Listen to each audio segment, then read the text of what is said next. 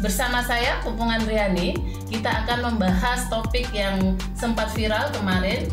Ya, hal itu juga terjadi pada saat KPU Kabupaten Sorong melakukan seleksi badan ad hoc. Maka kalau mereka kok tiba-tiba datang ke KPU dan sempat saya menghadapi orang yang marah-marah, saya sampaikan, Bu. Jika misalnya nih, saya nih ya sebagai warga lah, saya terdaftar di sebagai anggota partai politik atau dicatut lah Bapak ya. Kira-kira saya harus seperti apa atau harus bagaimana Bapak? Atau apa sih resikonya jika nama kita dicatut di sipol? Ini kita biarkan gitu. Kira-kira apa yang nanti terjadi? Nah, ada nggak sih tipsnya Bapak supaya kita terhindar dari penyalahgunaan identitas ini Bapak?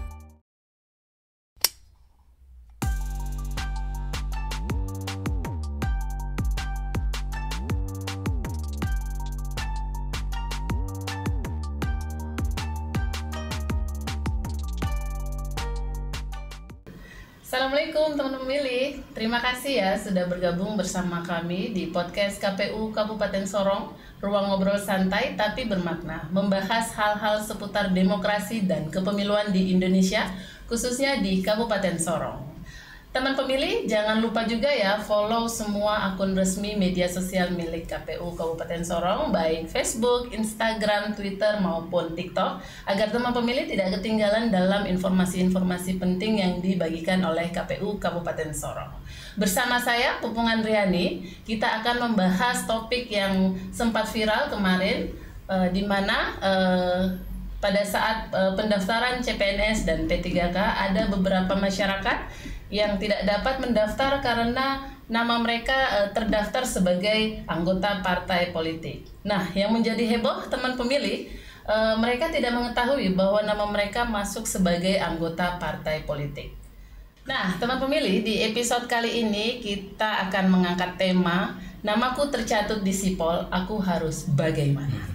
Nah, teman pemilih, kita sudah kedatangan tamu, narasumber kita, Bapak Abdul Salam, selaku Ketua Divisi Teknis Penyelenggara pada KPU Kabupaten Sorong. Langsung saja, Bapak selamat datang. Selamat datang. Ya. Halo teman pemilih, Bapak sapa dulu dong. Teman pemilih, selamat siang, assalamualaikum, salam sejahtera untuk kita sekalian. Sehat selalu. Iya baik Bapak, terima kasih ya. Gimana Bapak, sehat? Alhamdulillah Mbak Pupung sehat. Iya, Mbak Pupung sehat? Alhamdulillah Bapak, terima kasih. Saya sudah ditanya. Iya Bapak, apa nih kesibukannya belakangan ini Bapak? Ya alhamdulillah pasti kita semua yang ada di kantor ini juga melaksanakan tupoksi kerja masing-masing di semua bidang. Baik komisioner maupun staf sekretariat. Artinya bahwa setelah pilkada, setelah pemilu ini tidak ada kantor kosong, karena semua pasti menjalankan aktivitas kinerja sesuai dengan tupoksi, di mana tidak hanya saat tahapan penyelenggaraan, namun setelah tahapan kita harus bertanggung jawab, baik secara keuangan maupun laporan dan evaluasi tentang tahapan-tahapan yang sudah berlangsung. Kira-kira begitu. Iya, baik. Nah, Bapak langsung aja ya kita ngobrol-ngobrol dengan beliau ini ya. Bapak, apa sih sebenarnya sipol itu dan fungsinya itu apa, Bapak? Oke, baik. Jadi sipol itu adalah kalau kepanjangan dari Sistem Informasi Partai Politik, di mana sistem yang dikembangkan secara digital oleh KPU RI dalam rangka menyimpan dan mengolah data administrasi partai politik. Tentu ini penting karena sipol merupakan alat bantu di mana untuk memperlancar atau mempercepat KPU dalam rangka pendaftaran, verifikasi dan penetapan partai politik peserta pemilu. Meskipun sebagai alat bantu, tentu ada regulasi yang mengatur. Jadi ini menjadi pro kontra pada saat 2019 maupun pemilu 2024 kemarin, di mana partai-partai yang tidak lolos kadang-kadang menyalahkan KPU karena memakai sipol. Meskipun tidak secara implisit dituangkan dalam regulasi, namun sipol ini adalah pengejawantahan dari pasal 174 ayat 3 Undang-Undang 7 tahun 2017, di mana di situ tata cara administrasi dan keabsahan persyaratan partai politik yang implementasinya secara regulasi teknis adalah di PKPU 4 tahun 2022. Kemudian ada juknis yang pertama untuk parpol adalah di nomor 259 tahun 2022, dan untuk KPU baik KPU RI sampai KPU Kabupaten Kota itu di nomor 260 tahun 2022. Itu sudah jelas tentang pendaftaran, verifikasi dan penetapan partai politik. Kira-kira begitu, Mbak. Oke, baik. Berarti sipol ini sangat penting sekali ya, Bapak ya. Selain memverifikasi keabsahan partai tadi, dia juga membantu KPU ya, betul, lebih meringankan pekerjaan. Betul. Nah, tapi untuk menelisik ke 2024, permasalahan sipol yang pada saat pemilu sebelumnya sudah tidak terjadi lagi ya. Siap, di 2024 ya, Bapak ya. Oke, baik. Bapak, selanjutnya nih, apakah hanya KPU yang menggunakan aplikasi sipol atau ada pihak penyelenggara, pihak lain di luar penyelenggara yang juga bisa menggunakan aplikasi ini? Jadi sipol ini sesungguhnya adalah alat bantu yang digunakan oleh KPU RI, baik KPU RI, KPU provinsi maupun KPU kabupaten kota. Namun setiap partai politik itu diberikan akun sipol karena mereka akan mendaftar pengurusnya, terus anggotanya. Berikut di sipol ini kan ada menu-menu terkait dengan SK kepengurusan, sebaran pengurus, terus ada nama-nama pengurus, nama anggota dan lain sebagainya. Itu bagian dari bagaimana sipol ini menjadi alat konsolidasi yang sangat murah dan meriah. Kenapa demikian? Coba bayangkan, Mbak Pupung. Andaikan di pusat ini taruhlah di PP mereka mau mengecek di kabupaten kota tentang kepengurusan, apakah dengan hanya secara manual mereka bisa secepat kilat untuk mengetahui apakah ini sudah selesai atau belum? Padahal tahapan ini kan sangat singkat. Bahkan kalau Mbak Pupung tahu bahwa tahapan pemilu itu memang memaksa kita untuk tidak bisa bernapas sama sekali, paling tidak begitu kan.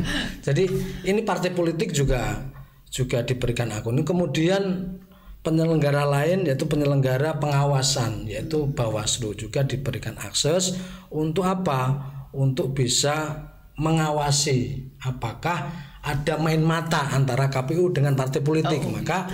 Maka Bawaslu juga punya akun itu. Kemudian juga masyarakat juga bisa melihat kok di info pemilu, di mana bisa mengakses itu semua. Maka sebenarnya prinsip dan asas pemilu yang jurdil luber itu sudah termasuk dalam sipol ini, juga masuk dalam asas itu. Artinya bahwa semua yang dilaksanakan oleh penyelenggara KPU dengan alat bantu ini sesungguhnya sudah memenuhi asas jujur, adil, dan langsung umum, bebas rahasia. Kemudian prinsip penyelenggara pemilu yang mandiri, jujur, dan kita profesional. Kira-kira begitu. Berarti yang disampaikan Bapak tadi bahwa sipol itu mendukung juga digunakan selain KPU, Bawaslu, dan juga partai politik, masyarakat umum juga bisa pakai ya, seperti yang tadi Bapak sampaikan. Itu kalau boleh tahu Bapak, itu di kita kalau masyarakat umum nih mereka bisa buka di mana Bapak? Di info pemilu, info pemilu nanti di situ ada sipol, dilihat. Jadi kalau mau ngecek nih, ngecek itu gampang sebenarnya.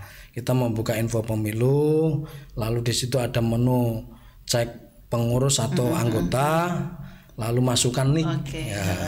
Masukkan mudah nik. Sekali ya Bapak ya. Mudah.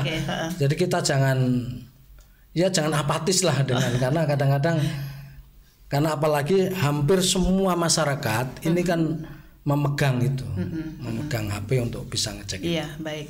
Iya, baik. Seperti yang tadi disampaikan oleh Pak Abdul Salam ya, teman pemilih, bahwa teman pemilih juga bisa ngecek di infopemilu.kpu.go.id ya, teman pemilih. Baik, teman pemilih, kita saksikan bersama video yang akan kami tayangkan berikut ini.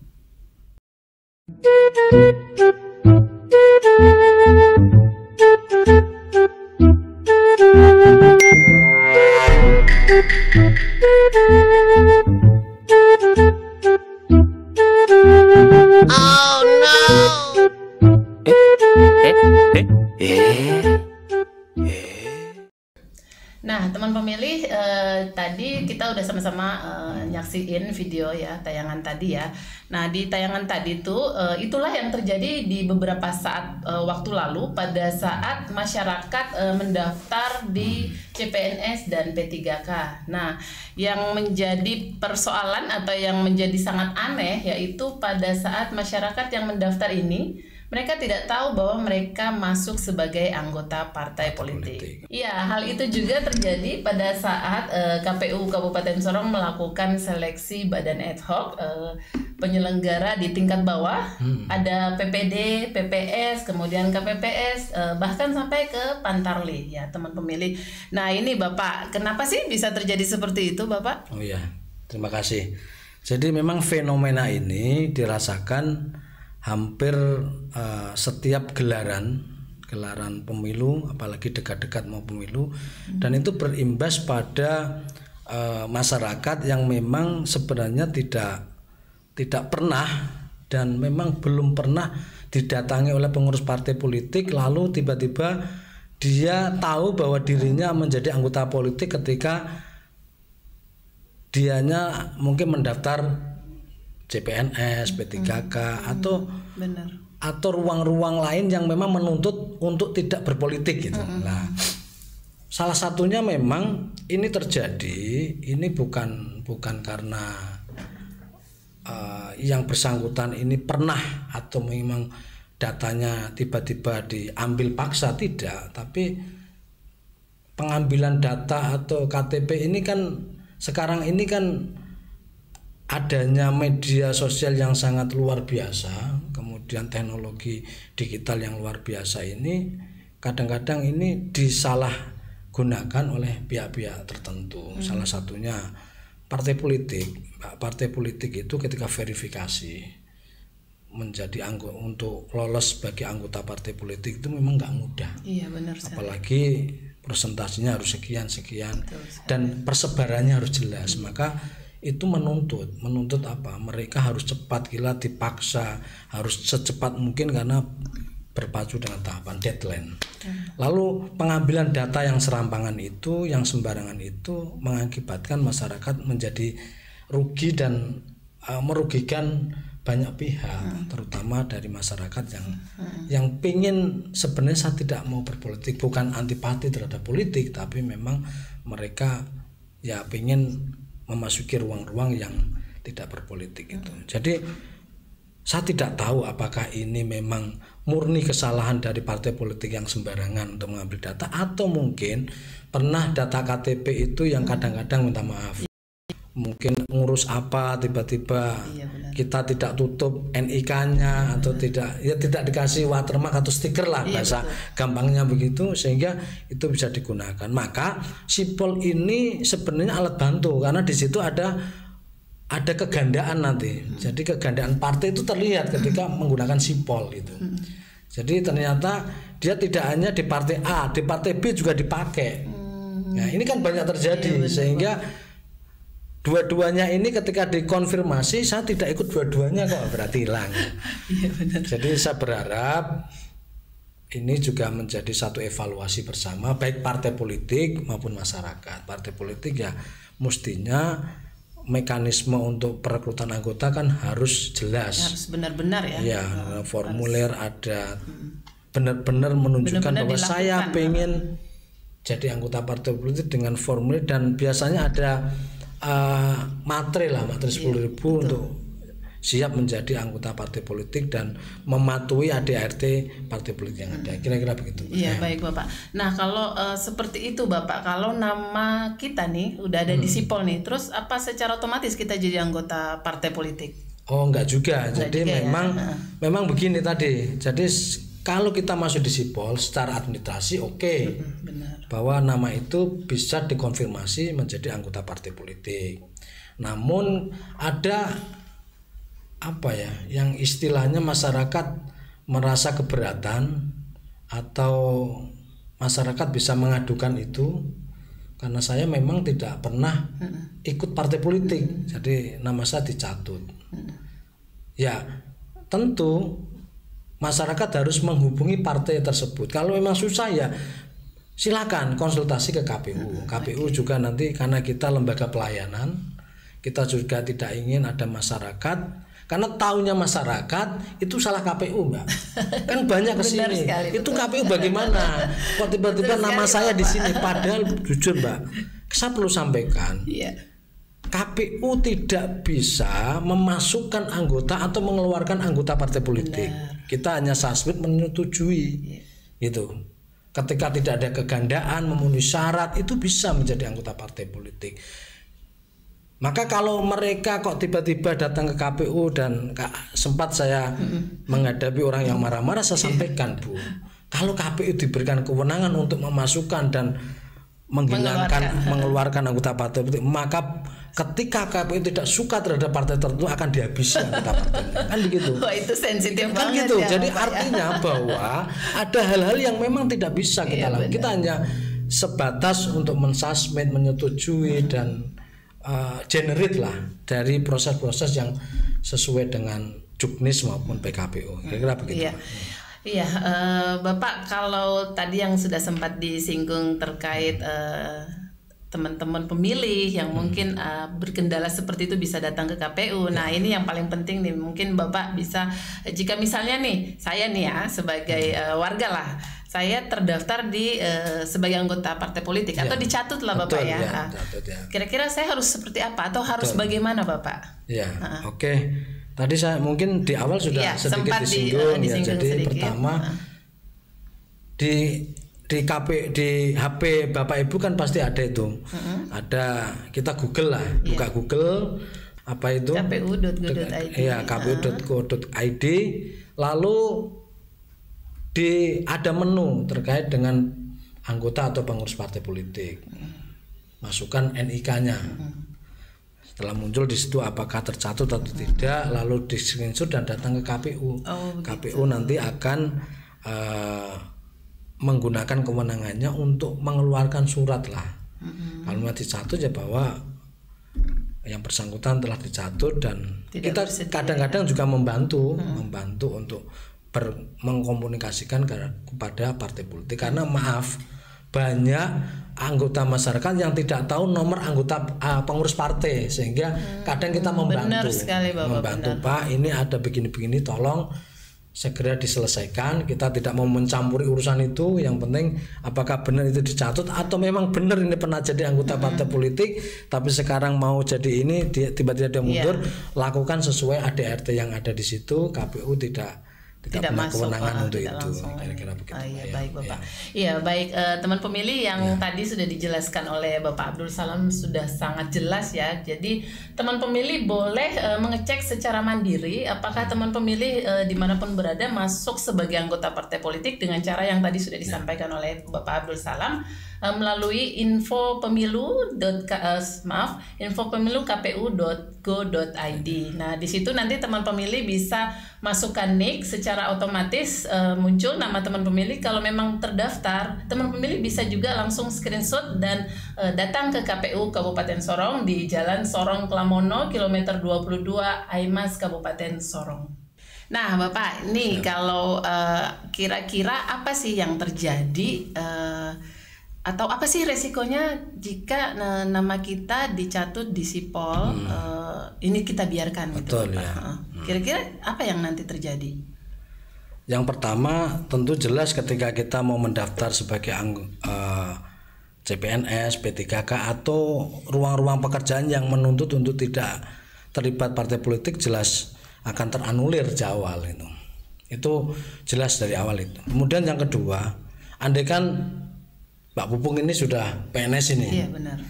Lalu apalagi di KPU penyelenggara, salah satu penyelenggara, kemudian kok namanya tercatut di sipol sebagai pengurus atau anggota partai politik, maka itu mencederai prinsip penyelenggara pemilu, di mana harus bersikap netral, terus profesional dan imparsial. Artinya bahwa tidak memihak.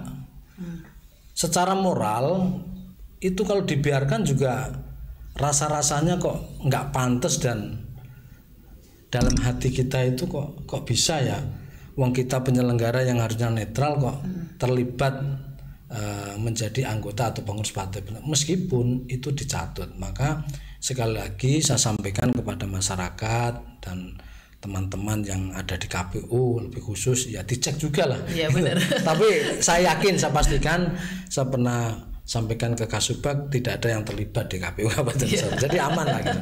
Jadi benar, Bapak. Ya itu jangan sampai itu terjadi. Jangan teman pemilih kita suruh cek terus kita sendiri belum cek ya Nah Bapak, itu jadi mulai dari kita sendiri, kita benar. mengawal dari kita sendiri. Jadi secara etika sebagai penyelenggara dan pekerja di KPU ini, staf maupun komisioner maupun lain-lain sekretariat ini harus benar-benar bebas dari anasir-anasir politik, tidak terlibat secara langsung maupun tidak langsung menjadi anggota partai politik, atau minimal paham politiknya saja nggak boleh kita. Ini karena soal etik gitu. Saya suka partai ini disampaikan. Kayaknya kok secara etika nggak bagus kalau di KPU membicarakan yang bagus partai A, partai B. Benar Bapak ya. Enggak. Cukup Jadi, di dalam hati aja. Iya ya. betul. Meskipun Jangan kita punya hak, diucapkan ya. punya hak ketika pencoblosan silahkan milih siapa. Benar sekali Bapak. Iya benar sekali. Kita sering ya teman pemilih anggap politik ini urusan elit ya. Tapi pencantuman nama ini bukti bahwa politik juga bisa masuk ke dompet kita, ke KTP kita, ke nama kita, bahkan tanpa izin teman pemilih. Nah, ada nggak sih tipsnya Bapak supaya kita terhindar dari penyalahgunaan identitas ini Bapak? Ya, yang jelas kita harus lebih safety dalam hal terkait dengan data kependudukan, ya, KTP lah paling mudah itu. Jangan mudah untuk memberikan KTP kepada siapapun kalau tidak jelas apa kegunaannya. Kadang-kadang kita ditelepon teman, tolong kirim KTP kan, lewat WA. Jangan-jangan untuk pinjol kan Bapak. nggak tahu gitu loh. Lah kalau untuk partai politik masih bisa, kalau untuk pinjol tiba-tiba nanti kita dikejar, kan kita tidak tahu gitu. Ini hal gampangnya begitulah. Jadi kita juga harus sering mengecek di apakah benar kita bebas dari penyalahgunaan itu. Dengan disipol itu kita akan mengerti apakah benar-benar kita tidak terlibat sebagai anggota partai politik atau pengurus partai politik. Jangan-jangan pengurus inti partai politik ini kan ada banyak terjadi. Ya kalaupun iya itu terjadi, tadi di awal saya sudah sampaikan ya, dikasih tanda yang ditutupi lah, diblokir sedikit ya, bagian watermark kalau ya. bahasa istilah kerennya, atau dikasih stiker, ditutupi lah supaya dikaburkan, supaya data kita juga tidak bisa secara data maksimal kita aman gitu ya Bapak ya. Aman untuk digunakan, disalahgunakan, karena jujur itu merugikan kalau memang kita tidak tahu tiba-tiba KTP kita digunakan oleh orang-orang yang tidak bertanggung jawab. Iya, benar sekali Bapak ya. Nah, Bapak, dalam tahapan pemilu ini kan ada tahapan verifikasi keanggotaan partai politik. Kira-kira ada nggak sih pengalaman Bapak yang menarik gitu dari Bapak atau mungkin teman-teman di KPU lah yang pada saat melakukan verifikasi mungkin ada cerita-cerita mungkin bisa dibagikan ke teman pemilih dimanapun berada? Saya membagikan ceritanya teman-teman dari sini. Karena ya, dari saat saya begini, saat saya masuk itu sudah selesai sudah selesai, gitu. Ya benar. Jadi karena Mbak Pupung tanya, ya saya membagikan ceritanya teman-teman gitu. Monggo. Kan gitu. Jadi begini, saya meyakini bahwa Kabupaten Sorong ini kan letak geografisnya kan luar biasa. Tentu teman-teman akan bersinggungan, berhadapan dengan jangkauan atau jarak tempuh yang sangat luar biasa, baik itu darat, laut, itu kan, yang aksesnya memang tidak mudah, dan itu adalah salah satu pengalaman yang luar biasa bagi teman-teman. Itu ya banyak cerita lah, artinya kadang-kadang mogok di tengah jalan, mobil ini dan lain sebagainya. Ombak kadang-kadang tidak bersahabat. Ini secara alam memang kita sudah dihadapkan dengan persoalan-persoalan seperti itu. Kemudian persoalan teknis yang terjadi itu adalah ketika verifikasi partai politik, karena syarat salah satunya untuk lolos menjadi peserta pemilu di Kabupaten Sorong itu minimal 50% keanggotaan di tingkat distrik kan gitu. Iya, kalau untuk kabupaten gitu. Jadi kalau Kabupaten Sorong ada 30 distrik, minimal kan 15 distrik. Iya, betul. Oke. Ya. Kalau di distrik-distrik yang gampang dijangkau itu boleh kita bisa lihat. Bahkan teman-teman melihat ketika ternyata di sana di kampung A, kampung B ada sekretariat partai ini. Ternyata di sana tidak ada apa-apa gitu. Nah, kalau dipikir sangat jauh ya. Ini mau bagaimana, mau menilai bagaimana gitu kan. Ini terjadi sudah juga. Terlalu jauh untuk kemudian menjangkau. Nama yang sama, KTP yang sama, ini kegandaan tadi. Di partai ini ada nama ini, partai ini ada nama ini.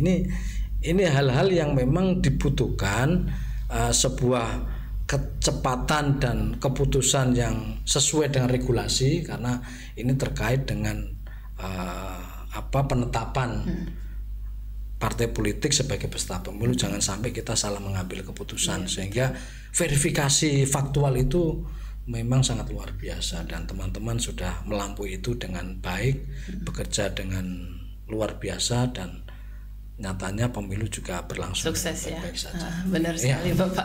Ya Bapak, saya sempat ingat saya sendiri ya, saya sebagai staf KPU juga ini saya punya cerita lucu Bapak pada saat kami melakukan verifikasi keanggotaan partai.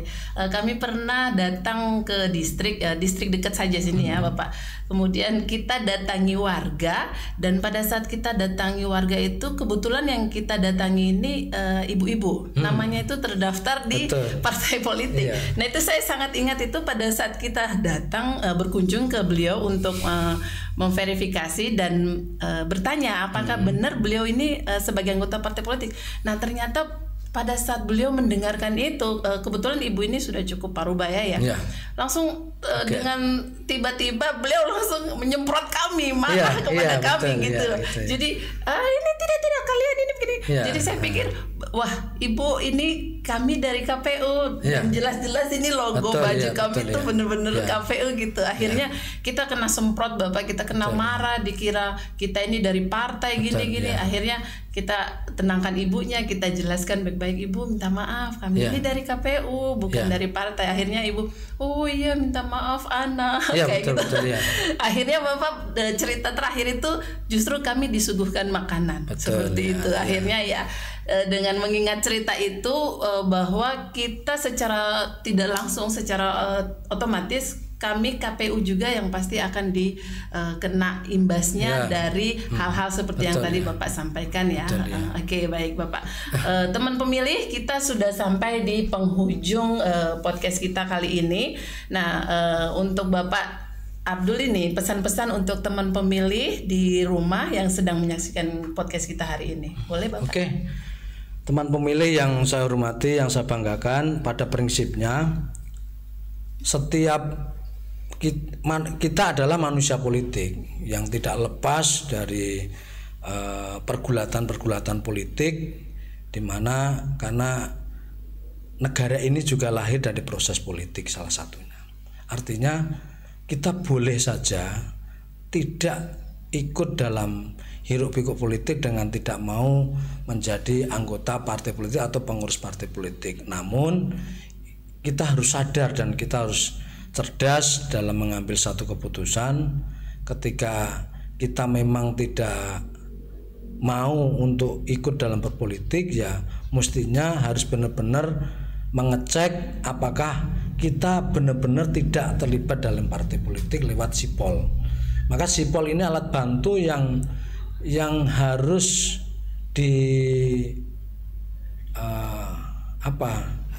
yang harus menjadi concern kita untuk melihat ke depan apakah kita, keluarga kita yang tidak berpolitik ini adalah orang-orang yang bebas dari anggota atau kepengurusan partai politik.